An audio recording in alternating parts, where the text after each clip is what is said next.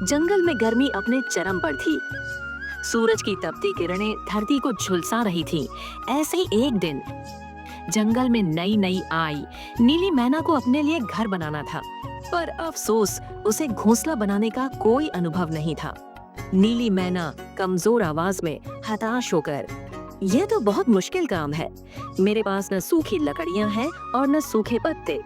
इस धूप में तो मैं शाम तक जल ही जाऊंगी। नीली मैना अपनी परेशानी में डूबी हुई थी कि तभी वहां से एक सुंदर हरे रंग का मिठू तोता गुजरा। नीली मैना ने उसे देखा और तुरंत एक योजना बनाई। नीली मैना मीठी और लुभावनी आवाज में, अरे तोते भाई, तुम कितने प्यारे हो और तुम्हारी वो लाल चोंच, उफ, कितनी सुंदर है। क्या तुम मुझे मेरा घर बनाने में मदद करोगे? मिट्ठू तोता थोड़ा अचकचाकर पर चालाकी समझते हुए, क्या मैं सच में सुंदर हूँ? नहीं नहीं, माफ करना, मेरे पास अभी बिल्कुल भी समय नहीं है। इतना कहकर मिट्ठू तोता उसकी झूठी तारीफों को नजरअंदाज कर वहां से उड़ गया। नीली मैना मायूस खड़ी रह गई। इसी बीच जंगल के दूसरे छोर पर, कालू, ओए कालू, उठ भी जाओ और जंगल से लकड़ियां लेकर आओ। अपने घर की छत ठीक कर लो। देखो, सीधी धूप घर के अंदर आ रही है। कालू कौवे आलस में थोड़ा झुंझला कर, कालू कालू कालू, जब देखो बस कालू कालू ही करती रहती हो, कभी प्यार से भी बुला लिया करो। धौली कौवे झल्लाकर पर सच्चाई कहते हुए, काम धंधा तो तुम करते नहीं हो और मैं तुम्हें प्यार से बुलाऊं, ऐसे कैसे चलेगा? अपनी पत्नी की बातें सुनकर कालू कौवे को गुस्सा आया और वह घर से निकल गया। लेकिन गुस्से में भी उसकी आदत नहीं छूटी। कालू कौवे खुशी से अपनी धुन में गुनगुनाता हुआ, हो, ला ला ला, मैं काला कौवा हूँ, मैं काला हूँ, मैं सबसे अच्छा चोर हूँ, हाँ, ला ला ला। कालू कौवे ऐसे ही गीत गाता जा रहा था कि नीली मैना की नजर उस पर पड़ी। उसे लगा कि यह कालू कौवा उसके जाल में आसानी से फंस जाएगा। नीली मैना मन ही मन, यह कालू कौवा तो बड़ा बेवकूफ लग रहा है, ये जरूर मेरे जाल में फंस जाएगा। फिर नीली मैना ने अपनी मीठी और आकर्षक आवाज में कालू कौवे को पुकारा, सुनिए सुंदर कौवे, जरा मेरी बात सुनिए। कालू कौवा रुक गया। उसने इधर उधर देखा, थोड़ा हैरान होकर। कालू कौवे हकलाते हुए खुशी से, क्या आपने मुझे ही आवाज दी है? नीली मैना मुस्कुराते हुए और भी ज्यादा मोहक आवाज में, हाँ, आप जैसा काला और आप जैसा सुंदर कौवा और कहाँ है यहाँ, आप ही तो हो मेरे प्यारे। ये सुनकर कालू कौवा खुशी से हवाओं में उछलने लगा। उसे लगा कि उसकी सारी दुनिया ही बदल गई है। कालू कौवे उत्साहित होकर, बताइए, आपने मुझे क्यों आवाज दी है? नीली मैना मासूमियत का नाटक करते हुए, मैं अकेली अपना घर बना रही हूँ, अभी कल ही सागर वाले जंगल से आई हूँ, कोई मेरी मदद करने वाला नहीं है, क्या तुम मेरी मदद करोगे घर बनाने में? कालू कौवे जोश में अपनी ताकत दिखाते हुए, हाँ, क्यों नहीं, मैं जानता हूँ कि ठंडा घर कैसे बनाते हैं, मुझे घर बनाना आता है, मैं आपकी पूरी मदद करूँगा। नीली मैना शर्माने का अभिनय करते हुए चाल में, अगर हम दोनों मिलकर ये घर बना ले तो हम दोनों एक साथ मिलकर इस घर में रह सकते हैं। नीली मैना की इस बात ने कालू कौवे को पूरी तरह से दीवाना बना दिया। वह अपनी पत्नी, अपने घर की जिम्मेदारी, सब कुछ भूल गया। कालू कौवे पूरी तरह बहकावे में आकर, तुम यहीं रुको, मैं अभी जाकर लकड़ियां लेकर आता हूँ। मैं यूं गया और यूं आया। अपनी सारी जिम्मेदारियां भूलकर कालू कौवा लकड़ियां लेने के लिए जंगल में चला गया। कालू कौवा जंगल में मेहनत से लकड़ियां काट रहा था। उधर उसकी पत्नी धौली कौवी अपने पति का बेसब्री से इंतजार कर रही थी। ये सोचकर कि वह घर की छत ठीक करने गया है, तभी वहाँ एक छोटी प्यारी रानी चिड़िया गुजरी।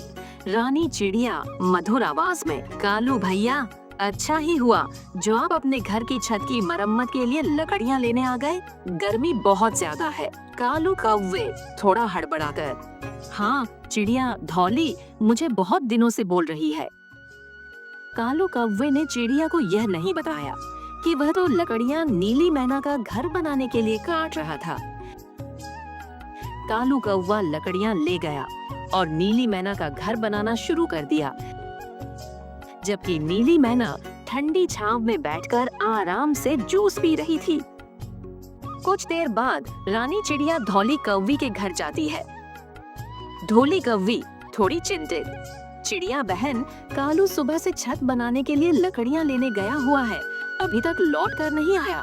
चिड़िया रानी, धौली बहन, मुझे लगता है कालू अब सुधर गया है।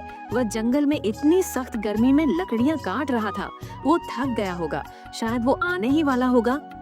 धौली को नहीं पता था कि उसका पति कालू तो किसी और के घर बनाने में लगा हुआ था।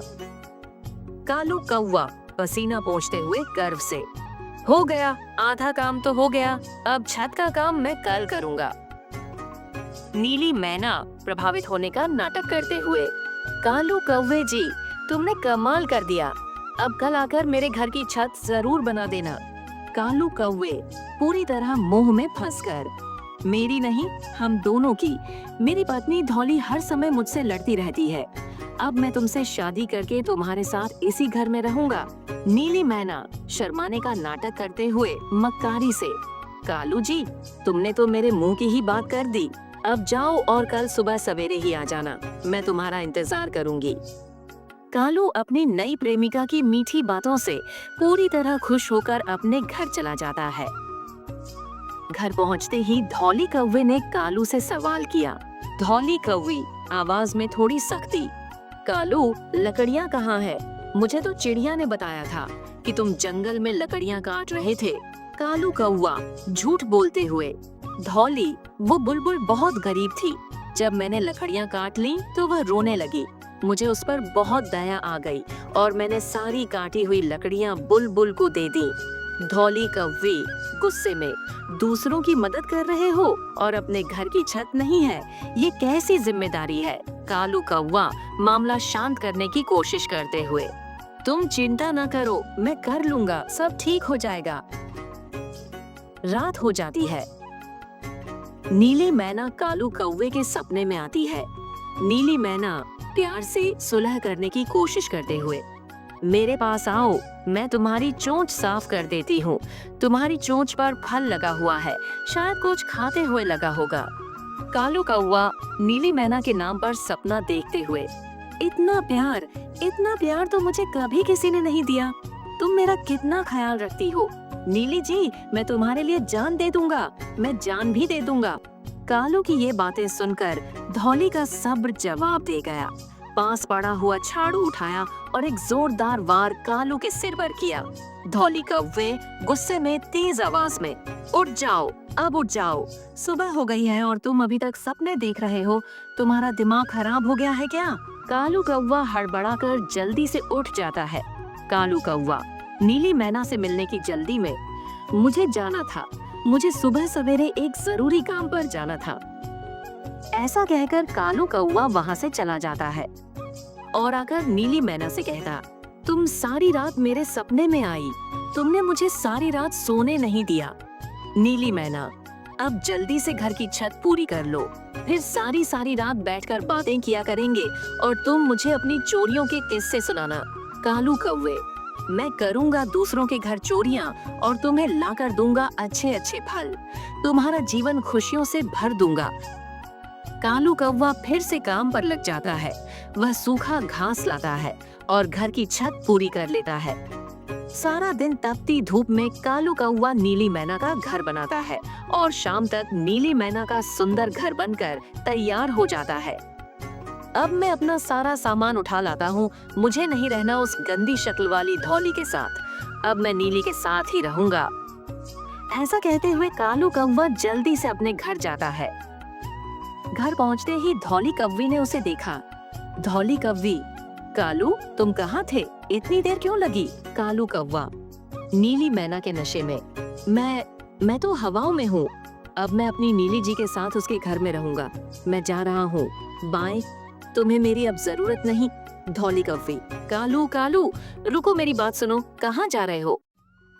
मगर कालू कौवा अपना सामान लेकर वहाँ से चला जाता है, धौली की बातों को अनसुना करते हुए।